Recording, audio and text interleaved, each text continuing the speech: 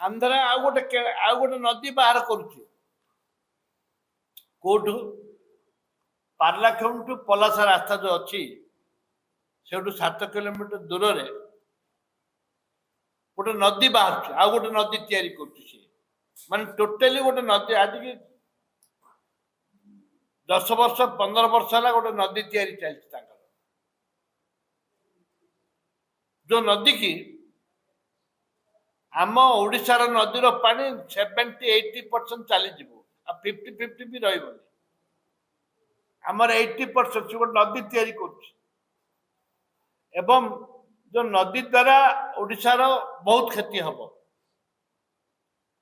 आंध्रार 2टी गाँ उच्छेद करिबार थिला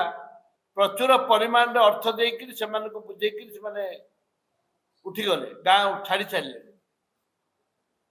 ए परिप्रेक्ष्य रे 10,830 वर्ग किलोमीटर नदीटी ता भीतर 8,030 किलो वर्ग मीटर होची ओडिशा रे ता भीतर 10,000 रु 8,030 वर्ग किलोमीटर होची ओडिशा अप टू गुणपुर पर्यंत पार्लाखेमडी पर्यंत जा द्वारा कि सेठे आंध्रार एनएडी ना ये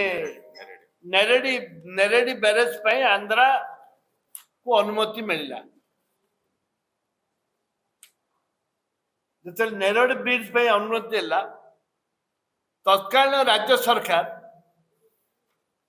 कोर्ट को गले अपील कले विरोध करागला ओडिशा सारा विरोध करागला अविभक्त कोरापुट जिला गंजाम जिला तरफ विरोध करागला हजार हजार लोक से स्ट्राइक कले तत्कालीन सरकार ताकू विरोध करके कोर्ट को गले 2010 रे वंशधारा ट्रिब्यूनल आरंभ होला वंशधारा ट्रिब्यूनल आरंभ होला बीजेपी है ओडिशा रे आंध्र है बीजेपी केंद्र रहा बीजेपी ट्रिपल इंजिन है